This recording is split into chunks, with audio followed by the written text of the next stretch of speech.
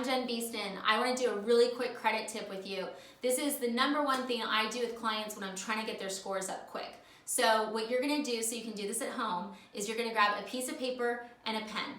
And you're going to write down all of your credit cards, what the limit is, what's the available credit available to you, and how much you owe on each one. Okay? And then you're gonna do the percentages. So if the credit card is $10,000 is the limit and you owe $4,000, you're using 40% of the available credit.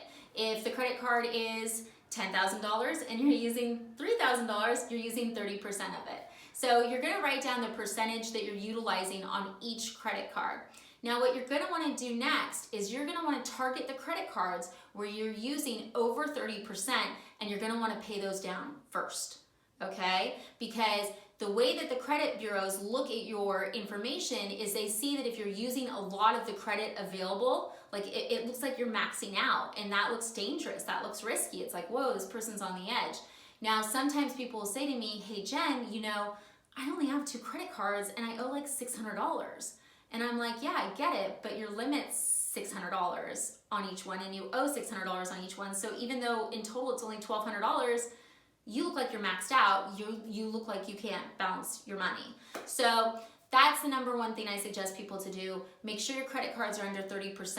Now, if you always are on top of this, but you're like, well, sometimes I do a big purchase, I would say if you're looking at buying a house in the next few months, at least what I always do with my own credit, if I'm gonna be doing a loan, is I always make sure a couple months before I never have more than 30% on my credit cards for longer than 24 hours. So if I'm gonna do a big purchase because I want those points, those airline points, I make sure that I pay it off the next day.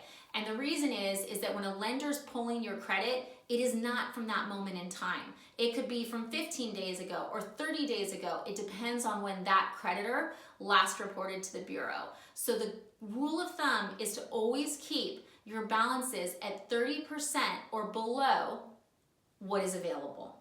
Okay? So if you have questions, let me know. Otherwise, I hope this credit quick tip helped you, and I hope it gets you that score up. Thanks.